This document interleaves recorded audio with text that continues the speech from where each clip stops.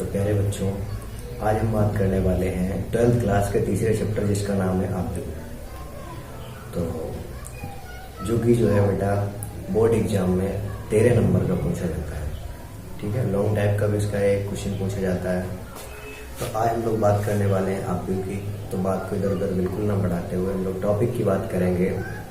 तो पहले हम लोग जानना चाहेंगे आब्दू के बारे में कि बेटा आब्दू है क्या।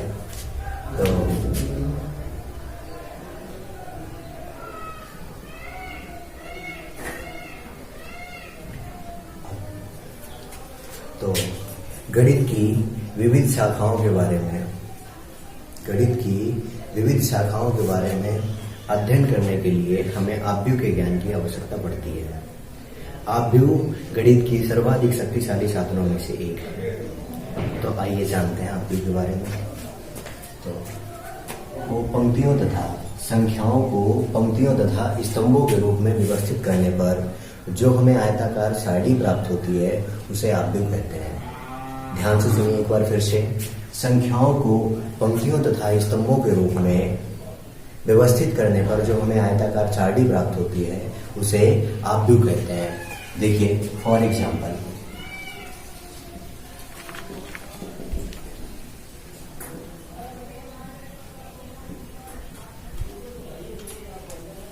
ठीक है बेटा। तो आप देख सकते हैं संख्याओं को पंक्तियों तथा स्तंभों के रूप में व्यवस्थित करने पर, तो ये बेटा आपकी पंक्तियां हैं और ये दो आपके स्तंभ हैं। ठीक है, तो आपके दिमाग में विचार आ रहा होगा कि पंक्ति और स्तंभ क्या होते हैं। तो जो आपको बता दें कि जो आपकी क्षैतिज लाइन होती है उसे हम लोग पंक्ति बोलते हैं। क्या बोलते हैं बेटा? पंक्ति। और जो आपकी ऊर्ध्वाधर लाइन होती है उसे हम लोग बोलते हैं स्तंभ। तो देखिए बेटा, अब हम बात करने वाले हैं आब्दू के अवयव की। तो कोई आब्दू जिन संख्याओं से निर्मित होता है उसे उस आब्दू के अवयव कहते हैं। ठीक है, तो एक एग्जाम्पल के जरिए से समझते हैं। एग्जाम्पल हम लोगों ने ले लिया है ए बराबर कोई आब्दू ले लिया बेटा हमने 1 2 3 4 5 6। आप कहेंगे फिर से आपने वही एग्जाम्पल ले लिया। तो एग्जाम्पल से कोई दिक्कत नहीं है। आप देखिए 1 2 3 4 5 6 ये बेटा क्या है? इसके अवयव हैं। तो इसे आप अलग से भी समझ सकते हैं। 1 2 3 4 5 और 6। तो अब हम लोग बात करने वाले हैं आब्दू का क्रम या कोटि। यदि किसी आब्दू में m पंक्तियां तथा n स्तंभ हों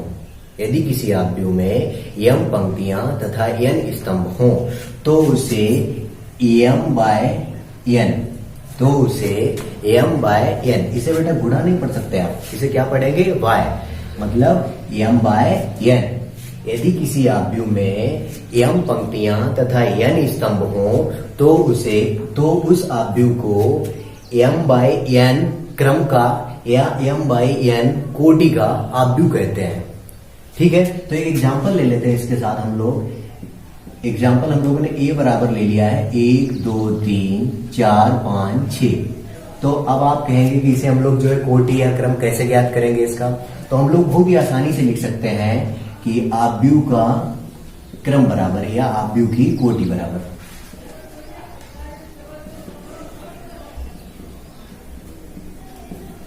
तो इसे हम लोग लिख सकते हैं बेटा, फार्मूला होता है पंक्ति में गुणे स्तंभ।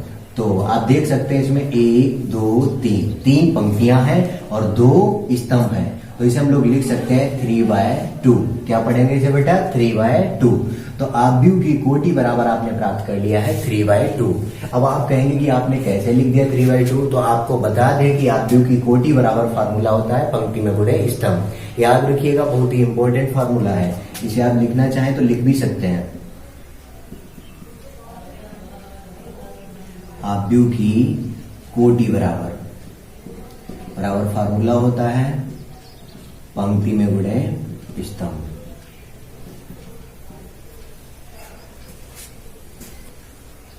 तो देखिए अब हम लोग बात करने वाले हैं अवयवों के प्रकार की। किसकी बात करने वाले हैं? अवयवों के प्रकार। तो जिसमें कि पॉइंट फर्स्ट आपका होता है क्षैतिज अवयव। क्या होता है बेटा? क्षैतिज अवयव।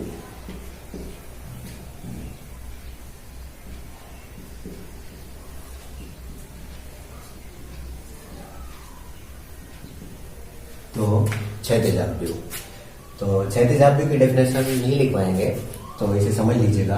क्षैतिज अवयव एक ऐसा अवयव जिसमें पंक्तियों की संख्या स्तंभों की संख्या से कम हो, जिसमें पंक्तियों की संख्या स्तंभों की संख्या से कम हो, हमारा क्या कहलाता है? क्षैतिज अवयव। देखिए बेटा, एक एग्जाम्पल के जरिए से समझते हैं। एग्जाम्पल हम लोग ए बराबर ले लेते हैं, 1 2 3 4 5 6। तो हमने आपको क्या बताया था? एक ऐसा अवयव जिसमें पंक्तियों की संख्या स्तंभों की संख्या से कम हो। तो आप देख पा रहे हैं कि इसमें 1 2 3 स्तंभ हैं और पंक्तियां बेटा 2 हैं। तो ये हमारा कैसा हो गया? क्षैतिज अवयव। सेकेंड पॉइंट होता है ऊर्ध्वाधर अवयव। तो जिस अवयव में पंक्तियों की संख्या स्तंभों की संख्या से अधिक हो, जिस अवयव में पंक्तियों की संख्या स्तंभों की संख्या से अधिक हो, तो वो हमारा अवयव कहलाता है ऊर्ध्वाधर अवयव। इसे बेटा एक एग्जाम्पल के जरिए हम लोग समझेंगे। तो एग्जाम्पल हम लोग ले लेते हैं, 1 2 3 4 5 6।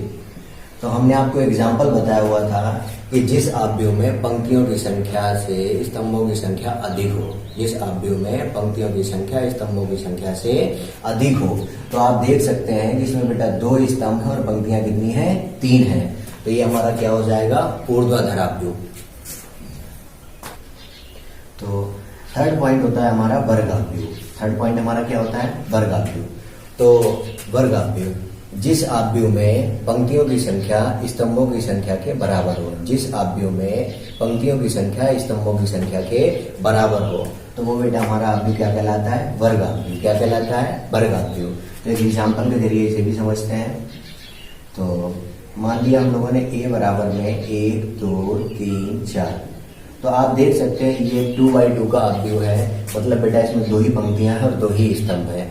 तो पंक्ति और स्तंभ दोनों कैसे हैं? बराबर हैं आपस में। यदि आप चाहें तो एक 3/3 का भी एग्जाम्पल ले सकते हैं, 1 2 3 4 5 6 7 8 9। तो ये आप देख पा रहे हैं 3/3 का अवयव है, मतलब इसमें 3 पंक्तियां हैं और 3 ही स्तंभ हैं। तो ये हमारा क्या हो जाएगा? एक वर्ग अवयव हो जाएगा। तो चौथा पॉइंट होता है हमारा पंक्ति अवयव। क्या होता है बेटा? पंक्ति अवयव। तो एक ऐसा अवयव जिसमें केवल एक पंक्ति होती है, एक ऐसा अवयव जिसमें केवल एक पंक्ति होती है, तो हमारा क्या कहलाता है? पंक्ति अवयव। तो इसे भी एक एग्जाम्पल के जरिए हम लोग समझते हैं। तो एक एग्जाम्पल ले लेते हैं, ए बराबर में 1 2 3। तो देखिए बेटा, अगला पॉइंट है हमारा, पांचवा पॉइंट है, तो जो कि क्या है? स्तंभ अवयव। तो स्तंभ अवयव एक ऐसा अवयव जिसमें केवल एक स्तंभ हो, एक ऐसा अवयव जिसमें केवल एक स्तंभ हो, तो वो हमारा क्या कहलाता है? स्तंभ अवयव। इसे भी एक एग्जाम्पल के जरिए हम लोग समझेंगे। तो एक एग्जाम्पल ले लेते हैं हम लोग, 1 2 3। तो आप देख पा रहे हैं बेटा इसमें एक ही स्तंभ है ना, तो ये हमारा क्या हो जाएगा? स्तंभ अवयव। तो ये बेटा हमारा छठवां पॉइंट है शून्य या रिक्त अवयव। शून्य या रिक्त अवयव एक ऐसा अवयव जिसका प्रत्येक अवयव शून्य हो, एक ऐसा अवयव जिसका प्रत्येक अवयव शून्य हो, तो बेटा क्या कहलाता है? शून्य अवयव या रिक्त अवयव। तो इसे भी एक एग्जाम्पल के जरिए हम लोग समझते हैं। तो एक एग्जाम्पल ले लेते हैं, 0 0 0 0। तो ये हमारा क्या हो जाएगा? शून्य अवयव। और उसके बाद में एक किसी को जो है दूसरी तरह से भी लिख सकते हैं, बी बराबर हम लोगों ने मान लिया है 0 0 0। तो अगला पॉइंट आपका सातवां पॉइंट है बेटा इकाई या तत्समक अवयव। इकाई या तत्समक अवयव जिस वर्ग अवयव के मुख्य विकर्ण का प्रत्येक अवयव एक हो, जिस वर्ग अवयव के मुख्य विकर्ण का प्रत्येक अवयव एक हो तथा शेष सभी अवयव शून्य हो, तो वो बेटा हमारा क्या कहलाता है? इकाई या तत्समक अवयव कहलाता है। बहुत ही इंपॉर्टेंट है ये, मान लीजिए कि लगभग जो है ज्यादा क्वेश्चनों में यही उपयोग होता है। तो एक एग्जाम्पल के थ्रू इसे समझते हैं। एक एग्जाम्पल हम लोग ए बराबर ले लेते हैं, नहीं इसे जो है आई से प्रेजेंट किया जाता है। किससे प्रेजेंट करते हैं, आई से। तो 1 0 0 1। तो आई बराबर जो है ज्यादातर आई बराबर ही मानते हैं और इसे आई से ही प्रदर्शित किया जाता है इकाई या तत्समक आव्यूह को। तो आई बराबर ये हम लोगों ने जो है 2/2 का एक आव्यूह लिया हुआ है 1 0 0 1। एक 3/3 का भी आप एग्जाम्पल ले सकते हैं, ठीक है। तो 1 0 0 और 0 1 0 0 0 1, ठीक है। तो 8वां पॉइंट है हमारा विकर्ण आव्यूह। क्या है बेटा, विकर्ण आव्यूह। तो यदि किसी वर्ग आव्यूह में मुख्य विकर्ण के अवयवों को छोड़कर शेष सभी अवयव शून्य हो तो वो हमारा क्या कहलाता है बेटा, विकर्ण आव्यूह। इसे भी एक एग्जाम्पल के थ्रू समझते हैं। एक एग्जाम्पल ले लेते हैं हम लोग, ए बराबर में, और इसे आई नहीं लिखेंगे, इसे कुछ भी मान सकते हैं आप, अल्फाबेट का कोई भी वर्ड ले सकते हैं। तो 2 0 0, इधर हमने 0 3 और 0 और 0 0 5।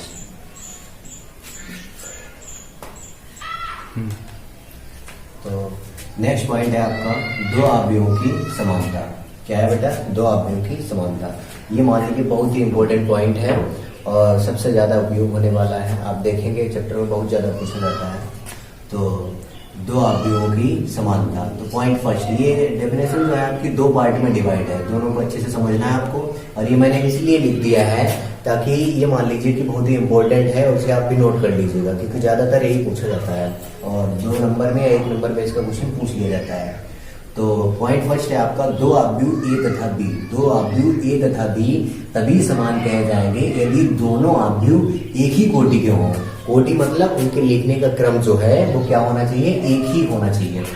और सेकंड पॉइंट है आपका समान आव्यूहों के संगत अवयव बराबर होते हैं। समान आव्यूहों के संगत अवयव बराबर होते हैं, ठीक है। ये बहुत ही इंपॉर्टेंट बात है क्योंकि आपको याद रखनी है कि यदि दोनों आव्यूह समान है तो उनके संगत अवयव जो है वो आपस में कैसे होंगे, बराबर होंगे। तो आप देख सकते हैं एक एग्जाम्पल लिया हुआ हम लोगों ने, एग्जाम्पल लिया हुआ यदि ये दो आव्यूह दिए गए हैं और ये भी बेटा आप देख सकते हैं 2/2 का आव्यूह है। 2/2 मतलब दो ही पंक्तियां हैं और दो ही स्तंभ है।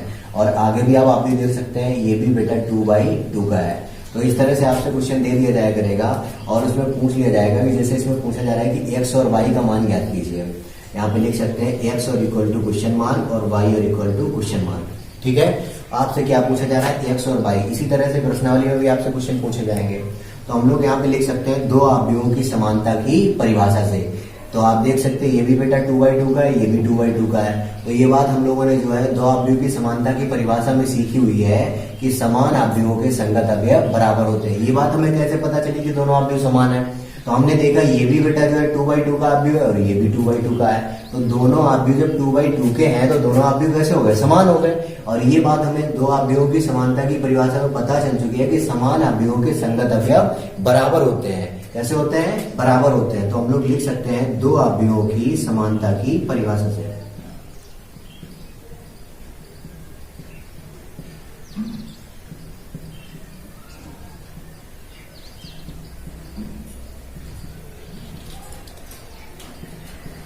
तो आप देख सकते हैं अब x + 1 यहाँ पे बराबर हो जाएगा 3 के।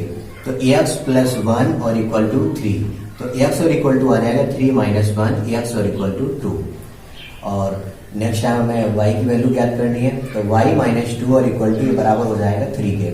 तो y और उधर भेज देंगे तो 2 प्लस का हो जाएगा, तो 3 और +2। तो y और इक्वल टू आ जाएगा 5। बेटा हमने बहुत ही आसानी से x और y का मान प्राप्त कर लिया है और ये एग्जाम्पल आपकी दो आव्यूह की समानता की परिभाषा के लिए है।